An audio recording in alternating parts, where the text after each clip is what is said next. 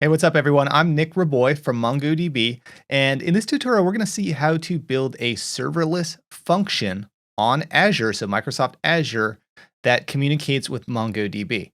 Now, this particular function will be developed with C#, but I do have another tutorial in circulation that focuses on Node.js as well, and in the future, there will be other languages on top of that.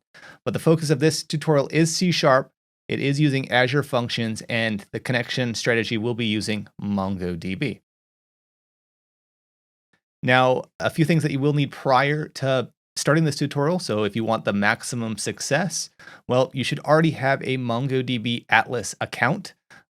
It's free to do. Everything that we do in this particular tutorial, you can do with the free tier. You will also need a Microsoft Azure account. So you will need one, so that way we can deploy our function to the Azure cloud.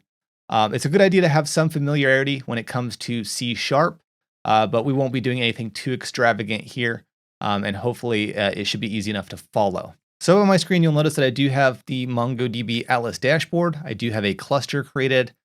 We will be working with the sample dataset for this particular example. If you don't have it as part of your MongoDB Atlas cluster, you can click on this ellipsis menu and you can say load sample dataset. To give you an idea of what that looks like, I'm going to go into the collections. We're going to be using the sample mflix database, which is part of that sample set, and we're going to be using the movies collection. Now, you can use whatever collection and database you want. I'm just giving us a starting point. Like I said, nothing's going to be too extravagant in this example. We're basically just going to use our function to query MongoDB, and we're going to see how to set that up correctly. So it's up to you. So before we jump into the Azure side of things, I do want to bounce back to the dashboard. What I want to do is I want to click on the database access. I will be creating a new user for this example. So that way, if my credentials do get exposed, that's all right, because they probably won't work after this tutorial airs. So I'm going to create a new database user. I'm just going to call this one Azure, and I'm going to give it a very simplistic password. I'm going to scroll down. I'm going to give it specific privileges, just in case. I'm going to add a privilege. I'm going to say that I want to allow it to read and write, but I want to specify that I can read and write only to the sample mflix. And I'm going to add that privilege. So going down, what I'm going to do next is I'm going to say temporary user, and I'm going to have it self-expire after 6 hours. All right, so we're good up until now. So what I'm going to do now is I'm going to open up a terminal.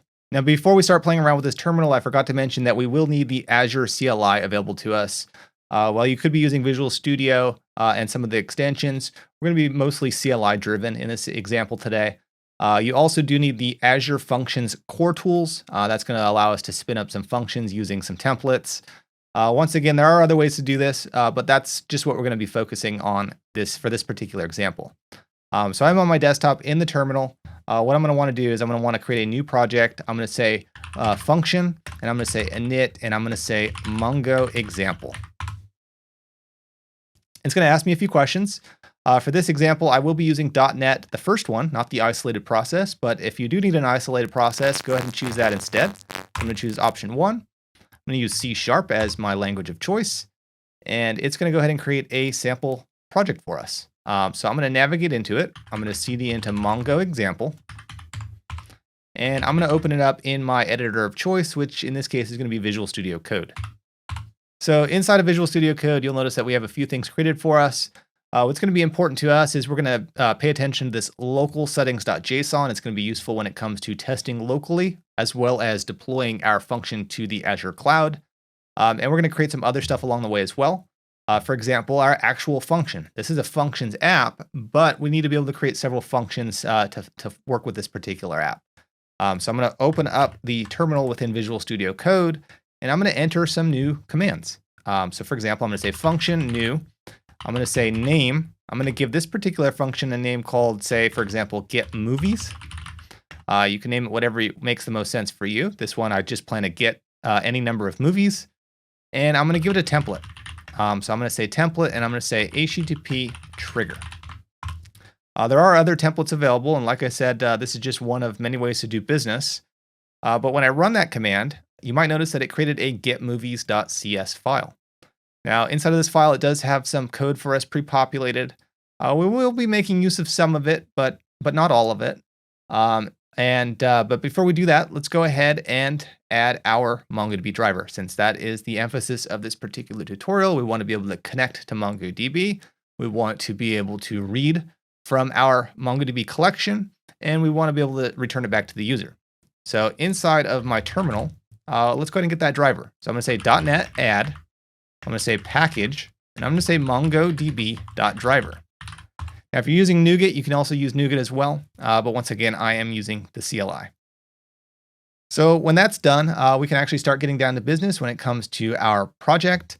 I'm going to scroll up a bit. We will be doing all of our stuff inside of the Mongo example, and then once again inside of this Get Movies class.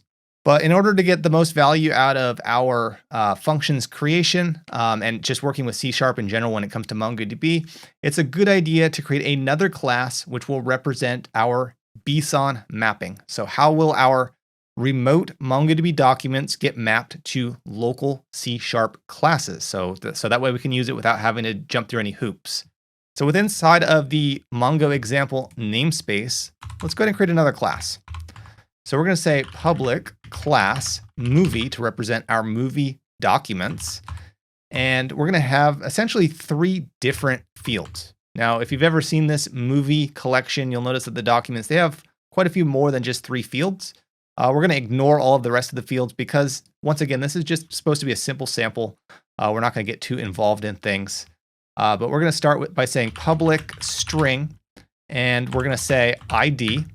And we're going to say get or set. Next up, we're going to say public string title, and we're going to say get or set once again. And this is going to be equal to null. And then finally, we're going to worry about the plot because it makes sense for us, but we're going to say public string plot, and we're going to say get set. And since that's a string, we're also going to default it to null here. Now, this is a perfectly acceptable local class that we can work with. It doesn't have any relationship to MongoDB at the moment, so let's go ahead and give it that MongoDB relationship. So this ID. We want it to be an object ID. So we're going to say BSON ID. So to continue it with being a BSON ID, we also want to say BSON representation. So we're going to say BSON representation, and we're going to say BSON type dot object ID. And you'll notice that it's given us an error here because we want to fix it. So let's go ahead and import the recommended imports. And we're good to go on that aspect. So we have an ID. So that ID is going to be mapped to our underscore ID within our MongoDB documents. All right, next up, we want to define, well, what does the title look like in MongoDB? So I'm going to say BSON element. And this is going to be of type title. And this is going to be a title. We also wanted to find some JSON characteristics here. So that way it might be useful when it comes to returning it to a client that calls this function. Not really in relation to MongoDB stuff, just more in the sense of our Azure function. But we're going to say JSON property name. And we're also going to call this one title. And we're going to do an import if we end up with an error here. So I'm going to say quick fix, and I'm going to do the recommended import.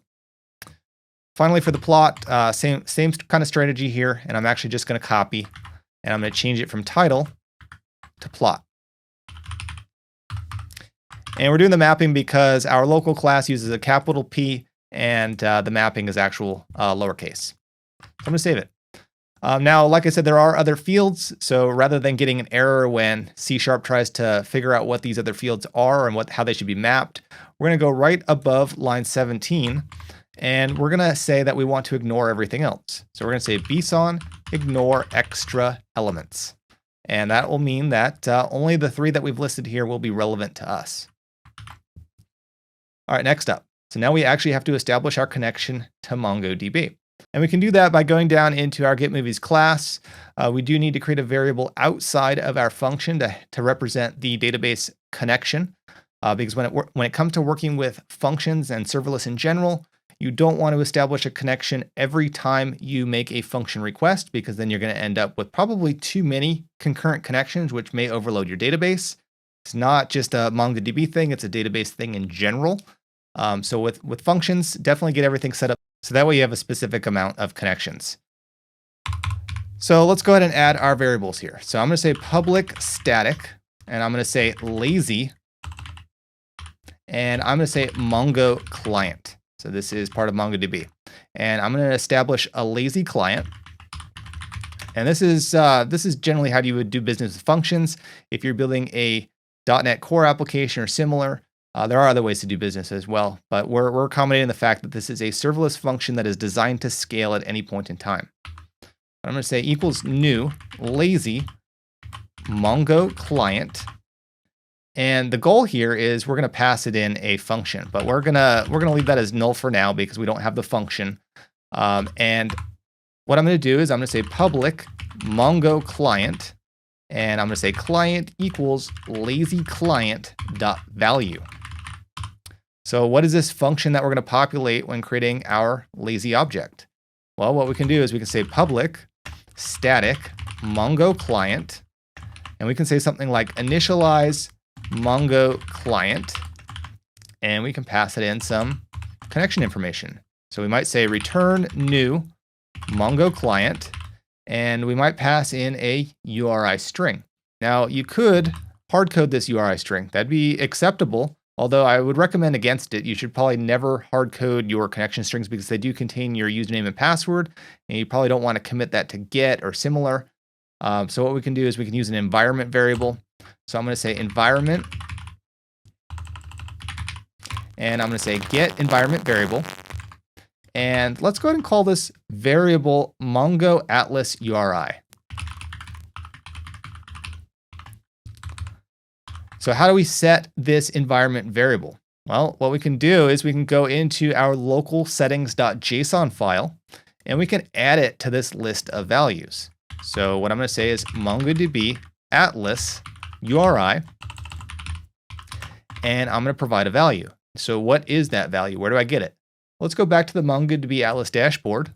Let's go to our database tab, and let's say connect for our cluster in question. What I'm going to do is I'm going to click on connect your application. I'm going to specify C# or .NET as my language, and I'm going to copy this URI string. I'm going to paste it in.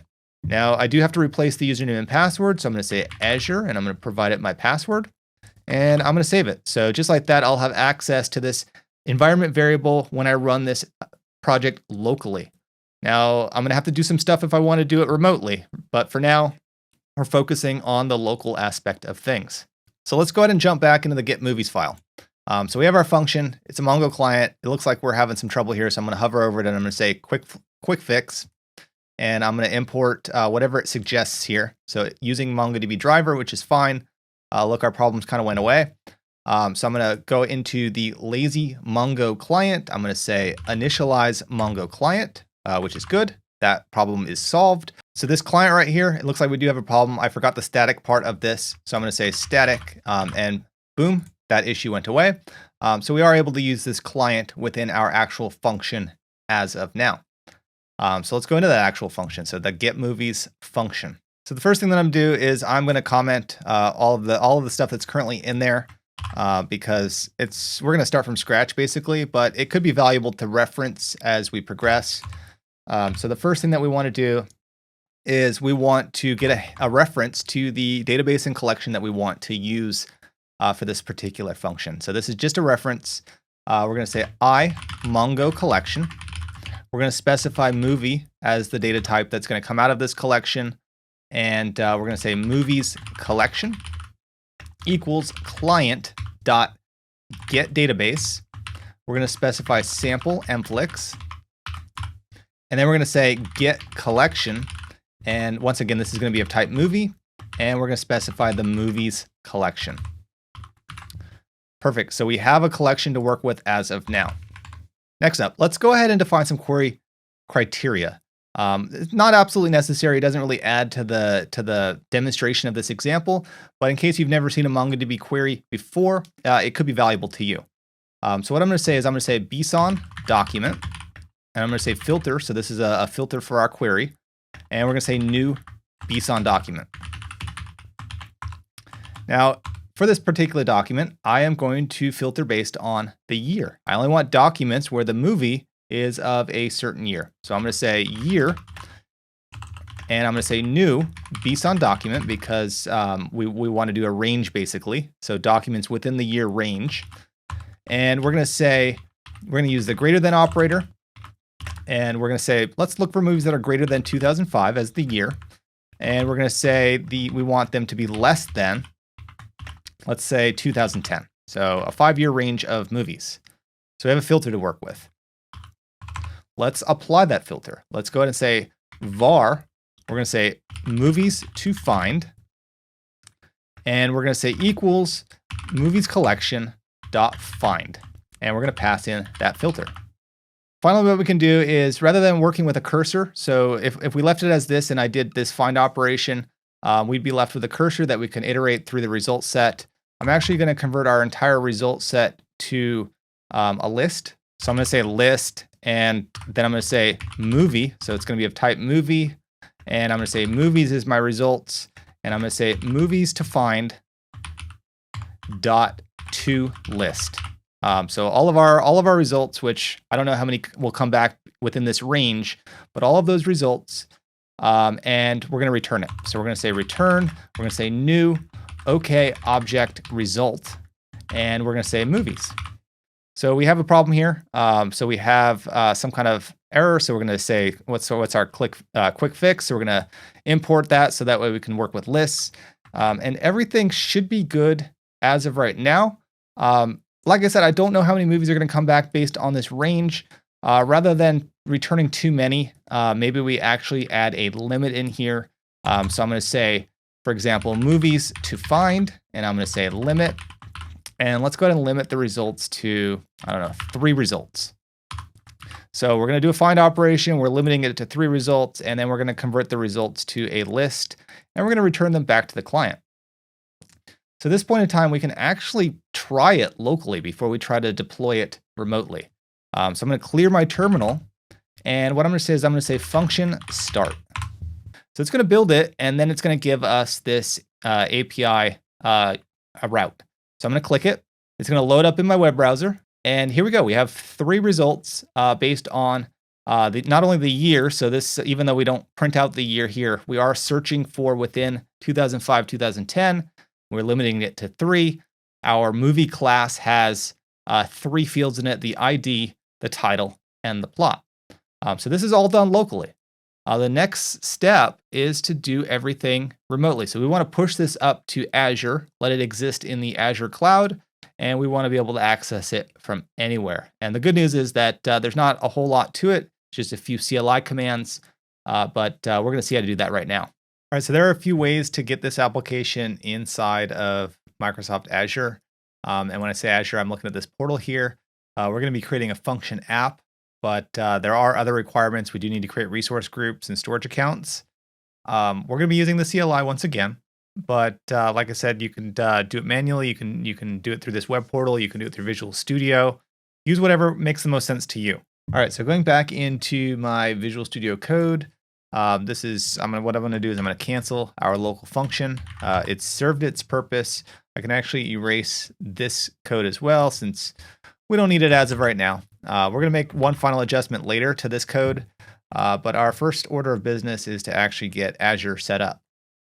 So assuming that you already have the Azure CLI configured to your Microsoft Azure account, the first thing that we want to do is we want to create a group to use. So I'm going to say Azure, so AZ group create. I'm going to give it a name, and I'm going to just say this is going to be Mongo example, and I'm just going to leave it as that. Maybe I'm going to say location, and this is where I'm going to provide the Azure region, and I'm just going to say East US.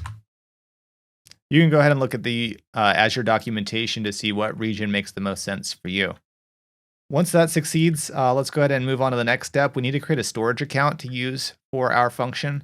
So I'm going to clear my terminal, and I'm going to say AZ storage. I am going to say account create. I'm going to provide it a name. So I'm going to call it Mongo example storage. Doesn't really matter the names as long as you're consistent. I'm going to provide it a location. So I'm going to keep the trend of East US. And I'm going to specify a group. So I'm going to say resource group, and that's going to be our Mongo example group that we had just created. I'm going to provide it a SKU as well, and I'm going to say standard LRS, and I'm going to hit enter. All right, so it looks like that command completed successfully. So I'm going to clear my terminal. We're almost done. We're more than halfway through.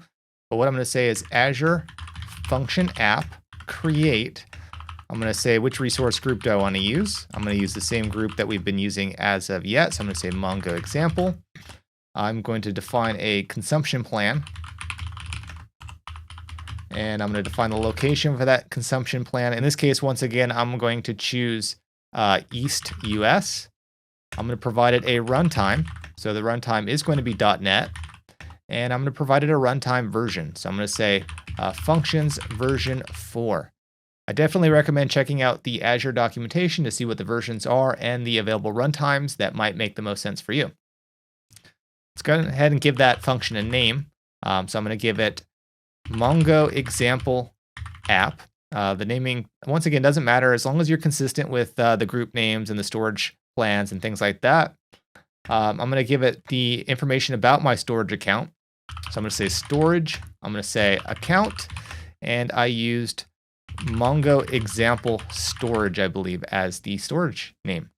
And I'm going to hit enter. All right, so with those CLI commands finished, we now have a properly configured Microsoft Azure function app. So this is in the cloud. However, it is not connected currently to our local function application. We have our local function application, but the commands that we just ran were not in relation to that application. We were just doing remote configurations only. So now what we need to do is we need to link the two together. And we can do that using a variety of commands. So the first command is we're going to say function. We're going to say Azure function app. We're going to say fetch app settings. And we're going to provide it the function name that we had just created, which was Mongo example app. And we're going to hit enter. We're also going to run the following command. So this is a two-part step. So we're going to say function. We're going to say Azure storage. We're going to say fetch connection string. And we're going to provide the storage account that we want to use that we previously configured with Microsoft Azure. So we're going to say Mongo example storage. So what exactly do those two commands do to our local project? If we open up the local settings.json file, you'll see that we now have quite a few more values in addition to the MongoDB Atlas URI that we had added ourselves. And this basically just links our local project to our remote Azure cloud service. So let's go ahead and clear our terminal. We're almost done when it comes to the deployment. So we have our cloud created, we have our local project created, we have the two linked together. We are using an environment variable. So when we do our push to the cloud, this environment variable in the local file, it doesn't get pushed up. This stays in our local project. So we do need to create the MongoDB Atlas URI variable remotely. We can do that a few ways. We could do that with the terminal, or we can do that directly within the Azure dashboard. I'm going to go ahead and do that in the terminal because we're already here. So I'm going to say Azure function app config. I'm going to say app settings, and I'm going to say set.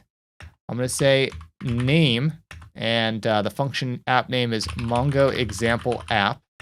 I'm going to define the resource group, which is Mongo example.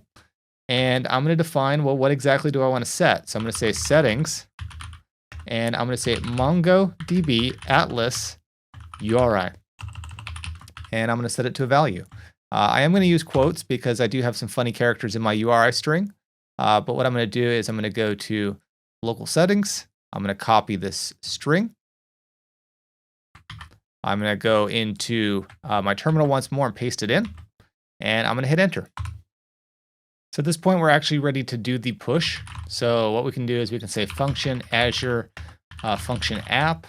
We can say publish, and we're going to specify the name that we're publishing to. So we're going to say Mongo example app. When the push is done, you'll notice that it spits out a proper link for us, so that way we're not testing locally. If I open this link, it's not going to work, and there's a reason for that. So we need to create a code or an API key that makes it usable. So what we can do is we can actually go into the Azure portal here. We can click on function app. Once we have that open, let's go ahead and click on the actual app that we're working with. We're going to click on app keys. So from the app keys page, what we're going to want to do is we're going to want to create a new host key. Go ahead and say new host key, give it a name. For this project, I'm going to say example, doesn't really matter. And I'm going to leave it empty so that way it's auto-generated. Once created, you can go ahead and click on it from the list. And I get that it's exposed right now, but it's going to be deleted by the time this video airs. But I'm going to copy it. I'm going to go back to my request that previously failed. I'm going to add code equals and then that code. Now, it's still going to fail. Now, there's one more thing I didn't do to my cluster. So if I go back to MongoDB Atlas and I click on the network access, you can see I only have my local IP address, but my project is no longer local.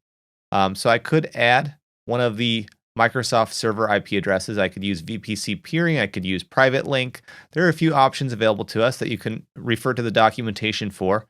Since this is only an example, I'm going to add an allow access from anywhere rule, which I highly recommend that you don't do for production scenarios. If you can avoid it because when you do this, you do open up your cluster to more potential problems when it comes to outside traffic. You always want to be as secure as possible. But this is just a demo, so I'm gonna roll with it. I'm gonna also set this to expire after 6 hours, just like my username. Once created, let's go back into our Azure page, the one with the code now, and we're gonna try it again. So as you can see, we have our 3 records now loaded exactly how they were when we tested this locally. So we did the deploy, so we pushed it up to Azure. We created a host key. And then we added, if you didn't already have one, a network access rule to go with our user rule. Now, I do want to do one more thing because, we've hard-coded this to just 3 results. And we can do better, just for the sake of the example. I want to go back into my get movies file, and I want to be able to define, well, do I want to do a hard limit or do I want to be able to accept that based on user input? And I really want to accept it based on user input. So near the top, it doesn't really matter too much, but I'm just going to make it the first line. What I'm going to do is I'm going to say string, and I'm going to say limit equals request, so REQ. So this is something that can be passed in from our function. And we're going to say query. So this is going to be a query parameter, and I'm looking for the limit query parameter. So this is going to allow us to use whatever is passed in. And the name doesn't really matter because this could be variable depending on what data we're expecting. Now, when it comes to the limit line, I am going to make a minor adjustment there as well. I'm just basically going to do an if statement. So I'm going to say if limit is not equal to null, so a limit was provided, and I'm going to say that I want to convert the string to an integer. So I'm going to say int32.parse. So I'm going to say limit. And I'm going to make sure that limit is greater than 0. So 0 meaning that we would basically have no limit here. And I am going to add some logic around this. So let's go ahead and add our logic for our limit. Basically what's going to happen is I'm going to leave movies to find limit. And I'm going to say something along the lines of int32 parse limit. So if a limit was provided and that limit is greater than 0, then let's limit the result set. Otherwise, return everything. And a little warning when it comes to the movies collection, we do have 20,000 or so documents. So you should probably always have a limit on this one if you plan to use toList. If you plan to use cursors, it doesn't really matter because you would iterate over them in small batches. So I'm going to save it. I'm going to do one more deploy. So I'm going to do the same command that we did. So I'm going to push it. It's going to be to the same application. We don't need to worry about pushing up our environment variables. We don't need to worry about any kind of configuration between local project and remote project. It's already set up for us. Anytime we make a change to our function for this particular project, we just need to do a push. So it looks like everything deployed successfully. I'm going to go back to my browser. This time around, I am going to add a limit. So I'm going to add another query parameter here. I'm going to say end limit. And I'm going to say that I want to limit to, let's limit it to 1 document. So just so that way we can see it visibly. So I'm going to enter it in. And now we only have 1 document returned. So our limit is now successful. So just adds to the function example, serverless, being able to accept values that would potentially change how our data is queried inside of MongoDB. If I went back into the Azure dashboard, remember that we pushed up our Atlas URI string. We can actually check it out in the configuration section. And if we scroll down, you can see that we have a MongoDB Atlas URI string. If we didn't want to use the CLI to push this up, we could also add it here directly. So it's totally up to you. There are many different ways to solve all of the problems when it comes to Azure or even MongoDB. So just to reiterate, we're working with serverless functions in this particular example. We're using both Azure functions and C# alongside MongoDB Atlas. So our function communicates with MongoDB Atlas, our database. We did proper connection configurations within our code. And as a result, we have not only a database that could handle usage at scale, but we also have a function that will scale to demand as well. And there are a lot more powerful things that you can do with this. This is just a very basic example, but it should be a starting point when it comes to your developer journey. If you like this video, please take a moment to hit that like button and subscribe to the YouTube channel. Drop me a comment in the video itself. I do watch all of the comments, so if you have a question, I'd be happy to help you get your answer. Until next time, everyone, have a great rest of your day.